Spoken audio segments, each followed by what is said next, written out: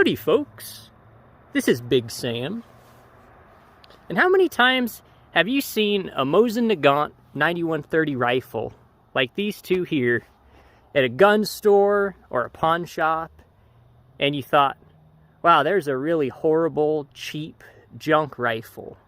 Or somebody may have even referred to one of these as a garbage rod. But what if I told you that this relatively inexpensive, humble rifle actually saved the world? Now you might say, Big Sam, you need to calm your hyperbole just a tad. But I'm actually being really serious. Dead serious, you might even say. And in order to illustrate my point, we're going to be taking a step back in time to the Soviet Union in the year 1940. You see, currently there are two arsenals producing the 9130 rifle. We have the Izhevsk arsenal, who produced this particular rifle. We can see here. We could tell this is an Izhevsk from this arrow in a triangle. We also have the Tula arsenal. And we can tell this one was made by Tula because of this really big star right here. Now, in the year 1940, Tula, who made this rifle, actually stopped producing the 9130 rifle entirely in favor of the brand new, very high-tech, very modern rifle called the SVT-40 rifle. Now, the SVT-40 rifle is a semi-automatic 7.62 by 54 rimmed rifle. Shoots the same ammunition that these guys shoot. And it has a detachable 10-round box magazine. It was a fabulous rifle, especially for the time it was conceived, and far beyond the capabilities of something like a Mosin Nagant as far as fire rate is concerned. And the Soviet Union was really interested in upgrading to something so exciting and so modern and so powerful. Well, if we fast forward a year until 1941, we now have only one arsenal producing the Mosin Nagant rifle, the Izhevsk arsenal. And we actually have several different entities that are going to play a role here. We have the People's Commissariat of Defense, who is the main military authority, the highest authority, in fact, in the Soviet Union. And we have the People's Commissariat of Armament. Within and under their structure were all of the factories producing the Mosin Nagant rifle, Izhevsk and Tula. And we had a little bit of a disagreement here. You see, the People's Commissariat of Defense wanted to change up the current plan of production of rifles. You see, at Izhevsk, currently for 1941, they planned to produce about 2 million rifles, and about 200,000 of those rifles were going to be SVT-40s. The remainder would be the Mosin Nagant 9130 rifle, as well as some M38 carbines. Now, the People's Commissariat of Defense weren't quite happy. They wanted to be a little more modern. They wanted to be extremely gung-ho. They were so gung-ho, in fact, about the new SVT-40 rifle, that they insisted, no, 200,000 SVT-40 rifles is not good enough. This year, in 1941, we must produce 1 million SVT-40 rifles. And in order to do this, they proposed that the Izhevsk arsenal stop the production of the Mosin Nagant rifle entirely. If this were to happen, the Soviet Union would stop producing 9130 rifles altogether.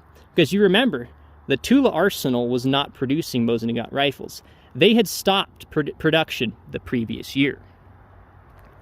So we had a bit of a clash here between the People's Commissariat of Defense, who wanted the SVT-40 rifle and it alone, and the People's Commissariat of Armament, who thought this was totally unacceptable and that we still needed to produce the Mosin Nagant rifle. Now, the head of the People's Commissariat of Defense, of Armament, because they wanted to produce the Mosin Nagant rifle, is important here. He was a man by the name of Vanikov. Vanikov was a huge advocate for keeping the Mosin Nagant around. Now, Vanikov and the rest of the People's Commissariat of Armament had a huge fight with the People's Commissariat of Defense. And in order to solve this, as any wise person would do, right, they had to form a committee, because a committee is always the solution to the world's problems. And in this committee was a man you might have heard of by the name of Molotov, who, among other things, was the Minister of Foreign Affairs for the Soviet Union at the time. Now, Molotov is also famous because from his name, we get the Molotov cocktail. That name was actually derived by Finland during the Winter War, but that's an interesting topic for another day. Interestingly enough, Molotov was strongly against the Mosin Nagant rifle. He actually said, and I quote, "We don't need your obsolete rifle." Now, this is interesting because a lot of people call these obsolete today, I think for obvious reasons. But it's interesting to think that people, high leaders, in fact, in the Soviet Union, were referring to the Mosin Nagant rifle as quote-unquote obsolete in the year 1941. You see, 1941 actually marked the 50th anniversary of the adoption of the Mosin Nagant rifle. And in all fairness, the Mosin Nagant rifle was, at best, an adequate design for the time it was invented. By the time of, say, the Russo-Japanese War, in around 1905, 1906, it was obviously very apparent that the Mosin Nagant was not adequate, not up to par. You might even say obsolete, especially comparing it to something like the Japanese Type 30 Arisaka. This is a much lesser rifle in almost all regards. So that was 1906. If we move all the way to 1940, comparing something like this to the SVT-40 rifle, it's very easy to see why someone would refer to this rifle as obsolete. And you might even wonder, why would anyone keep wanting to produce this not very good rifle in many regards? And that's a good question. But see, Vanikov was absolutely certain that the production of the Mosin Nagant rifle must continue no matter what. In fact, no matter who said what, the decision of who's going to produce what and how many rifles are going to be produced would ultimately have to be approved by none other than Joseph Stalin himself. In fact, Vanikov was actually able to convince Joseph Stalin in 1941 to keep the Izhevsk factory producing the Mosin Nagant rifle. Don't know how he did it, but he did. He must have pestered him and sent him 100 letters every day, probably, or threatened to poison his vodka. We're not really sure, but whatever he did, it worked. The Izhevsk factory continued production of the Mosin Nagant rifle in 1941. Okay, now this gets a little strange because, oddly enough, a little while later, around June of 1941, Vanikov was arrested, of all things. Can you believe that? In the Soviet Union. It turns out he probably had a lot of critics, including Molotov and a whole bunch of other people. But it was most likely for his advocacy of the Mosin Nagant rifle. The Mosin Nagant rifle is basically responsible for Vanikov getting arrested, which is kind of interesting. Now, we come to the end of June of 1941. Vanikov has already been arrested. And then Operation Barbarossa happens. Now, if you're not familiar with what that is, think of it this way. It is the greatest invasion force by the most evil empire the world has ever known, the Nazis. And it was a force of about 3 million people strong. And they all invaded the Soviet Union at the end of June in 1941. Now, this is really critical for our story today. And you might ask, well, Big Sam, why is this important? Well, here's why. You see, between June of 1941 and the end of 1941, about a 6-month time span, it didn't really go well for the Russians. In fact, they faced some of the most devastating losses ever seen by any army in the history of the entire world in that 6-month time span. You see, the Blitzkrieg just absolutely overtook the large swaths of tundra and the steppe of the Caucasus all the way up to the north at Leningrad. They were completely overrun. The Soviets were not prepared. They were under-equipped. They had already signed a treaty, a non-aggression treaty with the Nazis. And while they had their suspicions that the Nazis may not keep it, they were just totally underprepared. So what ended up happening was the Soviet Union lost around 5.5 million rifles in the first 6 months of Operation Barbarossa. 5.5 million rifles. The amount of men lost, the amount of civilians lost, was nothing short of genocide. It was a war crime. The atrocities that occurred that year were just unspeakable. And pretty much no army in the world could have recovered from this besides the Soviet Union. You see, the Soviet Union and the Russian people are extremely resilient. And they had learned one really important lesson from World War I. You see, World War I was also just the most gruesome war you could imagine. It was a war of attrition. And what pretty much every side found was, we have to throw in a division into combat, and they're probably going to get annihilated. And when a division gets annihilated, what do you have to do? You have to replace it with another division.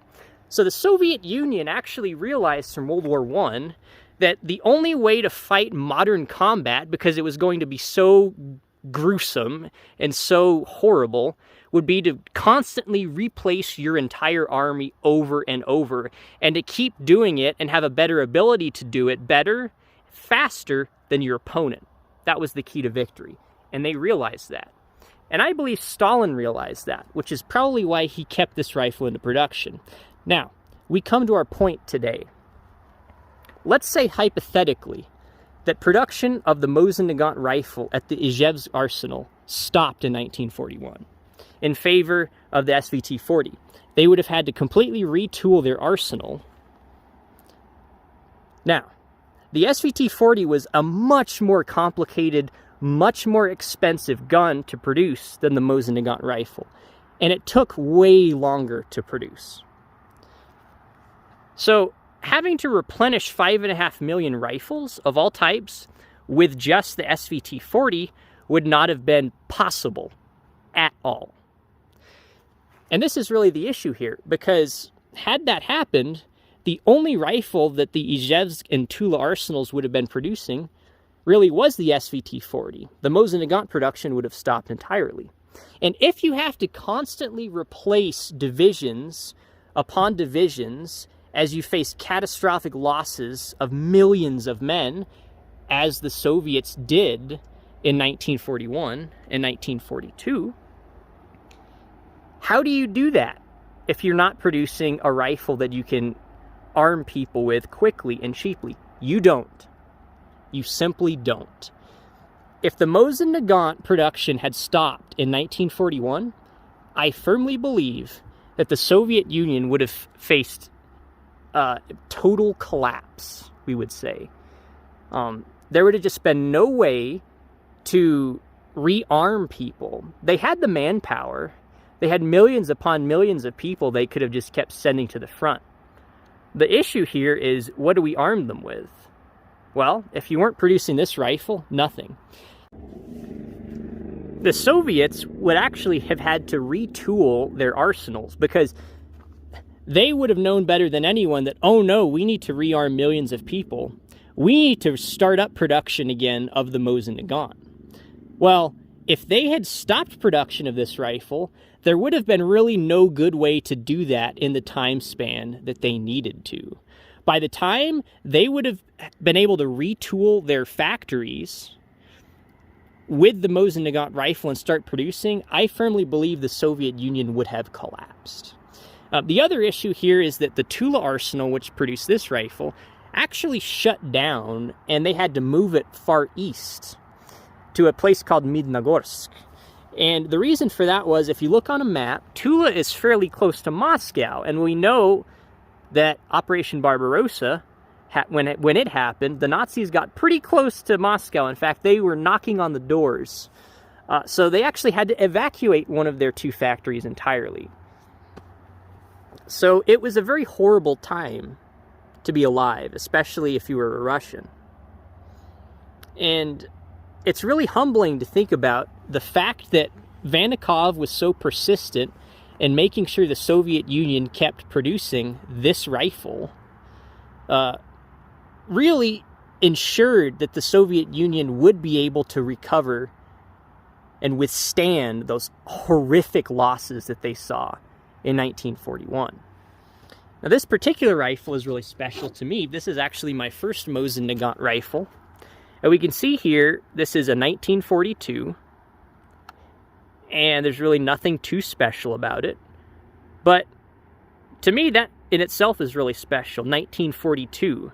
You see, if Vannikov wasn't so persistent, this rifle may not have been produced. It was this rifle and the fact that it was able to be created in such large quantities in 1942 in order to recover from the horrific losses of the previous year that helped ensure the Soviet Union could withstand the great Nazi onslaught and then ultimately go on to win the war, the Great Patriotic War. So it's really awesome to get to hold this so important piece of history. And I hope that from watching this video, maybe you realize a little bit more just how important this piece of history is here. You know, a lot of people look at this and say, oh, that's, you know, back in the day, that was a $100 rifle. Well, from a monetary standpoint, they're not wrong. But from a historical standpoint, this weapon is so important. It really is a symbol. It's a symbol of persistence. Oh, sorry. It's a symbol of persistence, of tenacity. To think about, in the face of some of the most horrific losses that any army or any nation has ever seen, that the Soviet Union and the Russian people were able to withstand and hold and to fight back. And that's what this gun represents. And I think it's a really good analogy that we can use in our own lives to help us never give up as well. So thank you guys for watching. I hope you learned something. The 9130 rifle is really interesting because there's so many of them here in the United States, and they're just not very well known. I find there's a huge disproportion of how many rifles there are with how much knowledge there is in the United States about these rifles. And so if you're interested in learning more about the 9130 rifle and its fascinating history, I would encourage you to visit m9130.info. It's a great website run by a man named Alexander Yushchenko, and he goes into great detail of a fascinating history. If you'll learn anything from markings on the rifle to the stock patterns, all sorts of interesting tidbits that you had no idea before about. I really encourage you to go to that website. I'll put a link down below in the description, so take a look at that. Also, Alexander Yushchenko wrote a great book about the Mosin Nagant 9130 rifle, and that's where a lot of the info from this video came from. So if you're interested, I highly encourage you to read that. There's some great info in there. There's also some interesting info about the M38 and M44 carbines as well. So please take a look at that as well. I'll have a link to that in the description. You can even get that book on Kindle. So thanks for watching, guys. I hope you enjoyed the video. If you enjoy Mosin Nagant content, please stay tuned. We have a lot more interesting things coming. Let me know if y'all have any prayer requests, and I'll see you next time.